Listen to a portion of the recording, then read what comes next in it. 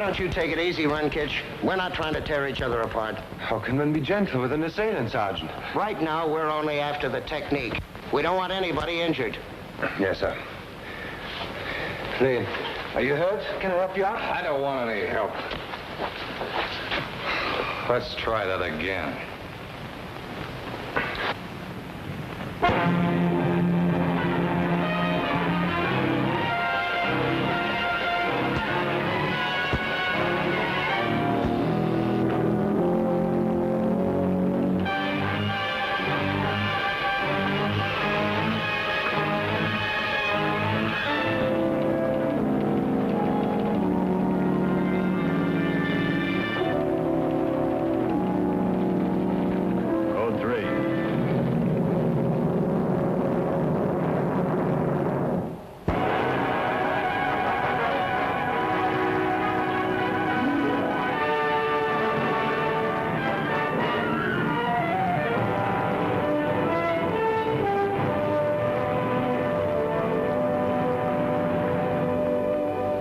Barrett, Assistant Sheriff, Los Angeles County.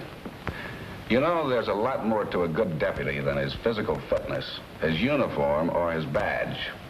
There are personal qualities that are so important they can make or break a peace officer. This story about the Sheriff's Academy will show you what I mean.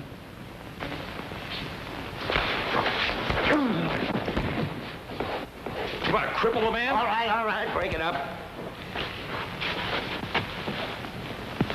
Oh. You probably got a pull-back muscle. You'll be all right by tomorrow. What's this guy trying to do? Make us all look like stupid, incompetent fools, all except him? All right, now, all right. Take a 10-minute break. I want to talk to you in my office. Yes, sir. Well, I wish you would visit the academy. It would give us a chance to talk about it personally. Yes, indeed, Mrs. White. Well, thank you for calling. Bye. We'll have to have that orientation meeting with the student deputies' wives before the next class starts. It's a good idea, Lieutenant. What's this all about? Well, Runkitch flipped Lane. Lane was injured. Just a pulled muscle. The class resentment for Runkitch broke right out into the open. Matter of fact, Todd was ready to come out swinging. All right, Sergeant.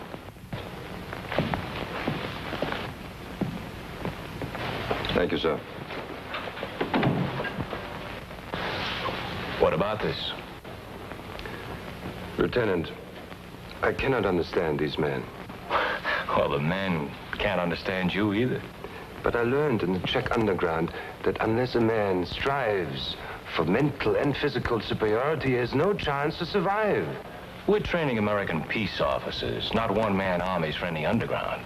But the peace officer, too, Lieutenant, should be stronger than the next man. He should be more clever. He should be a leader of all men, should he not? He should. If you mean a leader by serving rather than dominating other men, yes. Lieutenant, will a master be inclined to obey his servant? We Americans think he will, if the servant is protecting his right to be master. Look, you lived under the oppression of two separate police-state governments in Europe. Yes, I did, sir. I saw the Nazis take my father out of our house into a nearby field and shoot him. He was a brave man, but he wasn't clever enough.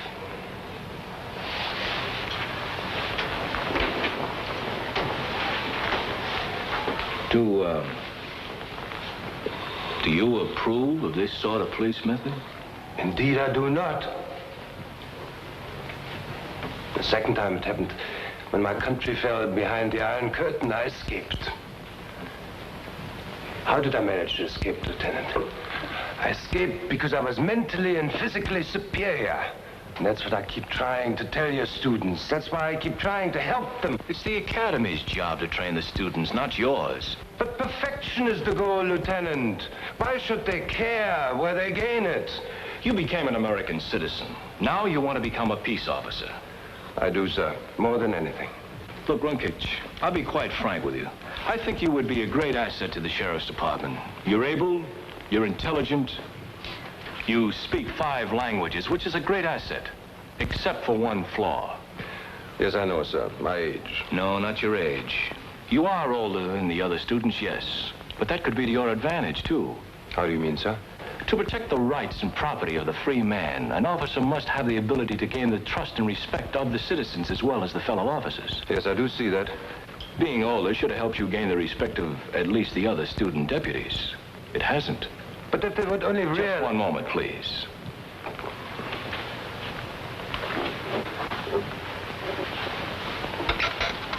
Just ask yourself one question. Who's out of step? You or 19 other men? Lieutenant, are you telling me that I must leave the academy? With your help, I won't have to tell you that. Thank you, sir. I will try very hard. Thank you.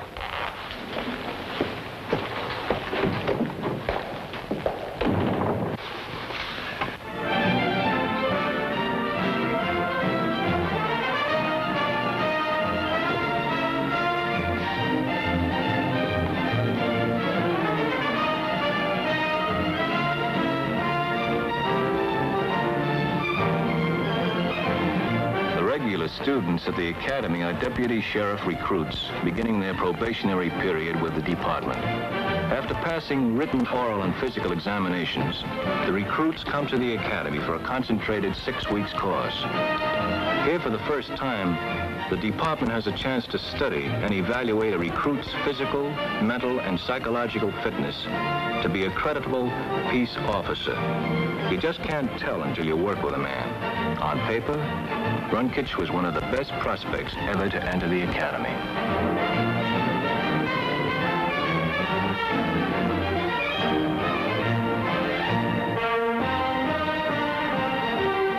This is the first half of time fire. 5 shots in 20 seconds. Ready on the right. Ready on the left. Ready on the firing line.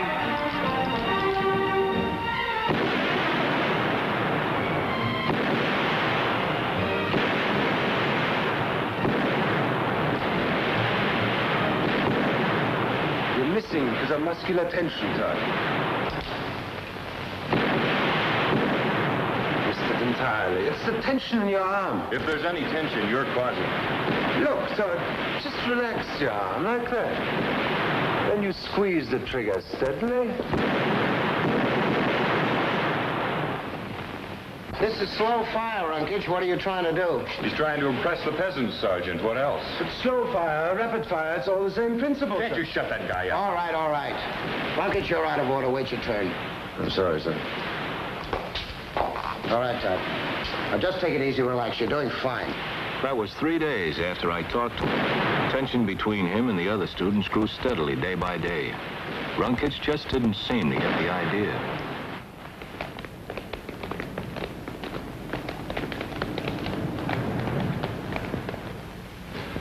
And remember that. There's some cause responsible for every fire, accident or arson. Are there any questions? Sergeant, when I was in the underground during the war, we used some rather clever incendiary devices for our sabotage fires. I think it would be of benefit to the class to hear about them. Here we go again. Sergeant, we're interested in current incendiary devices, not ancient history. Sergeant, you said a set was a place where a fire was started. By now, the students have become deliberately rude to Runkich. Sergeant Nelson told me he, too, was finally ready to give up. But I wasn't. Not yet. Your station assignment for radio car instruction is car 142. Yes, sir. The deputies in the car will be Jake Wills and Ben Thompson. You will be the third man in the car. Your assignment is to observe, that's all. Is that clear? Yes, sir. You understand that the officers also will observe you and turn into me a detailed report of their opinions of you as a deputy. I understand, sir. Good luck. Thank you, sir. Oh, Runkich. Yes, sir? Just one more thing. Both Wills and Thompson are veterans in this department. I don't think they would welcome any suggestions from you as to how to do their job more efficiently. They've been doing it for some time to the satisfaction of the sheriff. I do understand, sir. Thank you.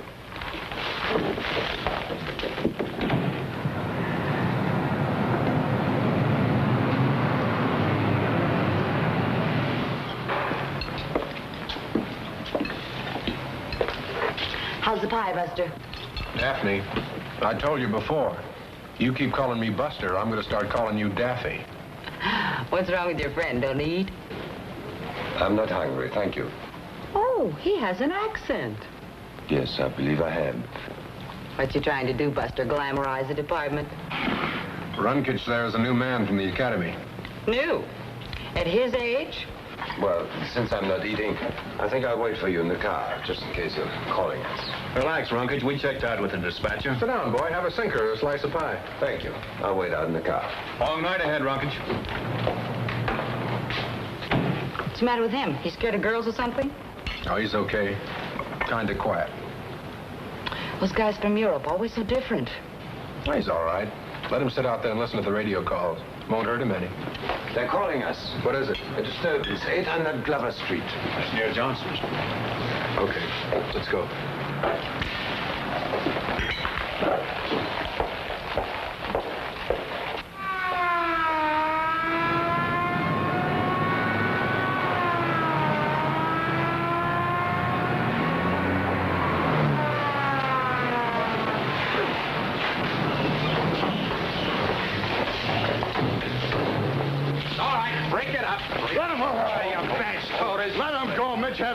Oh, yeah? All right, break it up now. Break it up. Take your hands off of me. You ain't taking me nowhere. Bobo called the Billy Boys. Well, they ain't taking me. Get along now. Settle down, both of you. Big guy. Big guy. Take off that circus suit and I'll beat you into a butterball. I know, Bobo, I know. You go on home now. Yeah, why? Go on, go on. Ah, Mitch is scared stiff of you guys. I never seen one of you sheriff clowns that ain't all blubber under his circus suit. Okay, go on, Bobo. Come on, Bobo. I know where Mitch lives. If they paid you off your weight in lard, you'd be a millionaire. Now, what circus let you out? You miserable creature. You're a disgrace to the country you live in. Get out of my sight. Go on. Get out of here. Look at him. He's a strong-arm Hitler Nazi.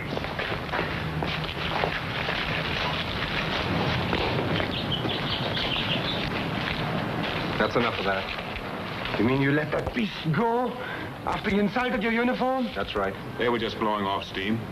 Let's go.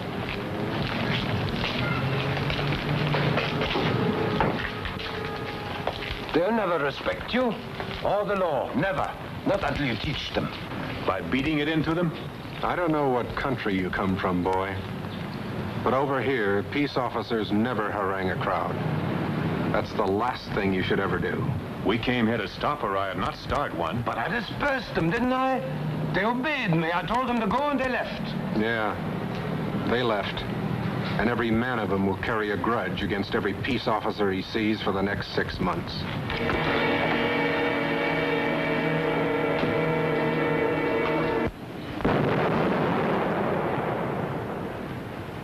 With the help of Army ordnance, our student deputies learn about demolitions.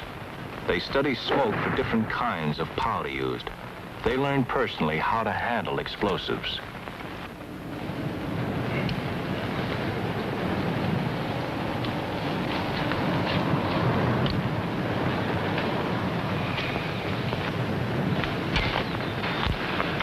I can handle it. Don't drop these things. I know what I'm doing. Must be very careful. Never drop a dynamite cap unless you want it to explode. They're very sensitive to shock. You were lucky. What's he trying to do, blow his head off? All right, Rockage. But we don't do it that way here. I was only crimping the cap. He was biting it to crimp it? But we always did it like that in the underground. I know. And that's the way the old miners used to do it, and still do. But we want you to do it our way. The way the Army Ordnance instructor showed you. All right, sir. Now, come on, I'll show you how it's done.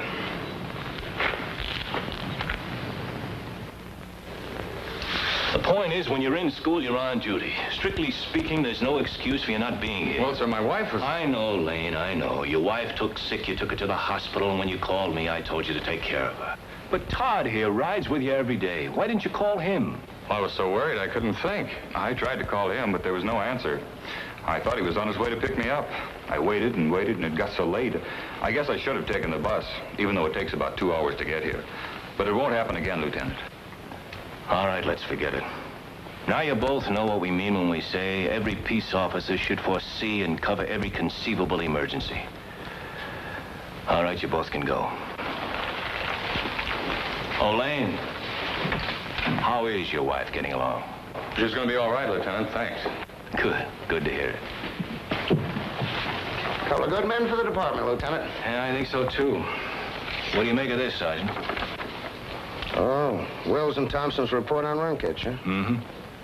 Deputy Runkich displayed traits in dealing with the public, indicating he will not be suited for this work. I know, and Thompson agrees, too. Agree emphatically, unless this man's attitude changes radically, Thompson. That's your opinion, too, isn't it, Sergeant? Well, he's 30 years of age, Lieutenant. Ever since he was a kid, all he's ever known is strength equals power. Sergeant Towers says the same things. Well, it's pretty rough to drop a man from the academy. Aside from everything else, he's already spent over $200 on uniforms, guns, equipment. But in this case... Sergeant, I'm not going to drop Runkich. I may be a fool. Can you conscientiously recommend him? No, but I can't conscientiously drop him either. Look, will you have him come in to see me after the next class? Yes, sir.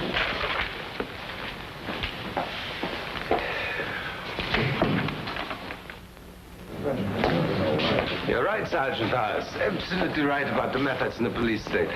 You know, I could have given that lecture myself. Yes, I imagine with your experience, you would qualify on that subject.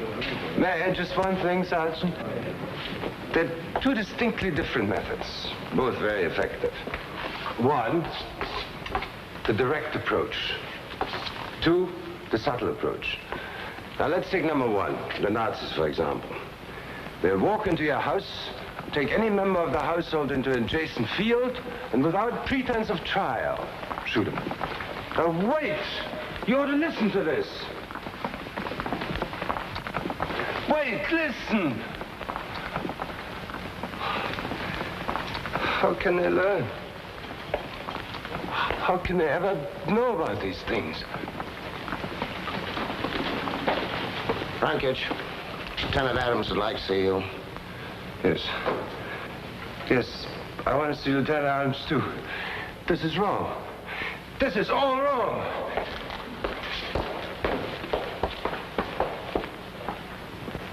Well, yes, Captain, we believe that sending them out on department business is a very important part of their training. 16 men? Yes, sir. You want them Saturday morning at 8 o'clock. Good. They'll be there. Goodbye, Captain. Lieutenant,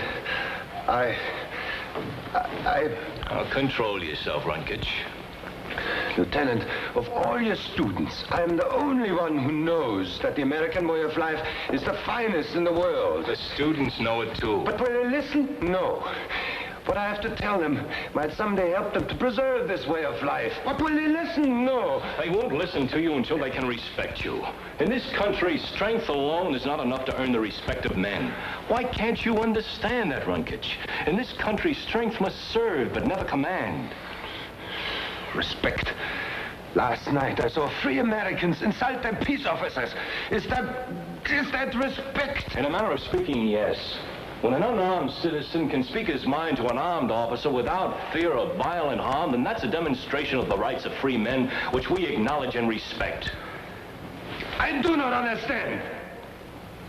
I thought, what could be nobler than be a peace officer in this country and preserve this way of life? What did I discover? Disgraced, abused, degraded. I'll never be American peace officer, never. Why can't you understand, Runkich? We have certain rules in our country, certain ways of getting along with each other. You must learn this, too. I'm sorry, sir. I must resign. I cannot wear this uniform with pride, and I will not wear it in humiliation. I'm sorry, I must resign. 1 minute. Academy, Lieutenant Adams. Oh, yes, Captain. What? Hungarian? Well, why don't you call a foreign relation man? Oh, that's right, he did go back east.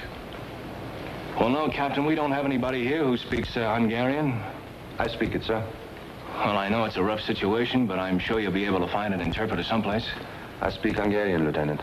Yes, I understand, Captain, but Just a minute, Captain. What did you say? I said, I speak Hungarian, sir. Oh, Captain, I found somebody here. I'll take him right over. Good.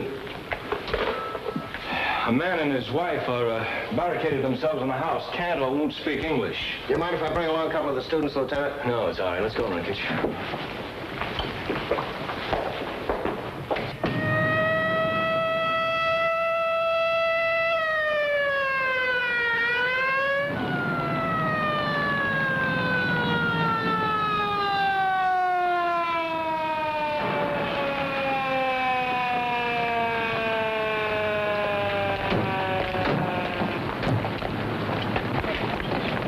There's a man in there. His son is in custody, a burglary suspect. We have a warrant to search the house, but every time an officer steps onto the front walk, the man shouts, I shoot, I shoot. You want my man to talk to him on the public address system? Well, we can try it. Lieutenant, may I try something first? All right, but take care of yourself. All right, sir.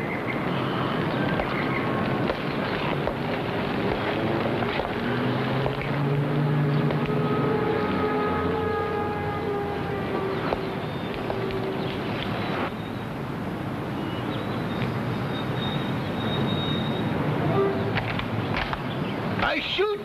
I shoot! Their loyalty von Bohlen. Kill Malatakin!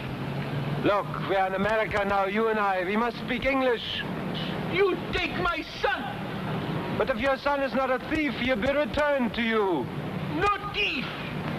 But the law says I must examine your house to learn the truth. No thief! You take my son! You wish us harm! You foolish man, we're in America now. Nobody wishes you harm. No thief! Nene, I shoot!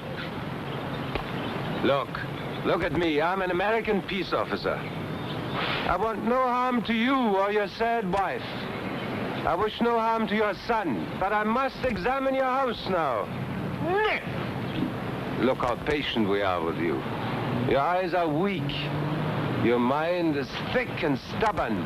If we wished harm to you, why wouldn't we fire all our guns at once and burn your house? Go away! I'd kill! I'll tell you once more. I'm an American peace officer who knows how to shoot very quickly and very straight. But my gun is in my holster. My duty is to keep you from harm. What you must learn, little father, is that in this country we do not use force. We have learned to live together and to trust and respect one another. And now I'll come in.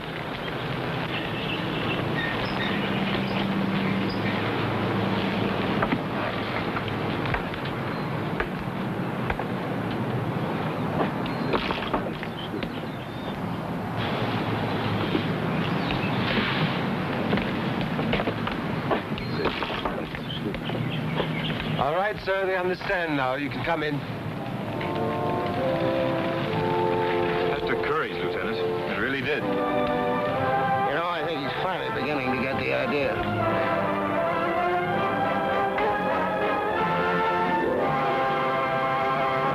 Say that Deputy Ronkage has been with us now for several years, and we think he's a fine example of a peace officer. It's interesting to see how many new men turn to him for advice and extra training. They say he's the most soft-spoken and understanding teacher they've ever known. And I'd like to introduce Eugene W. Biscaluse, Sheriff of Los Angeles County. Friends, the members of the Los Angeles County Sheriff's Department are pleased to furnish technical advice for Code 3, so you may enjoy an authentic presentation of law enforcement. I hope you'll be with us again next week. Thank you very much.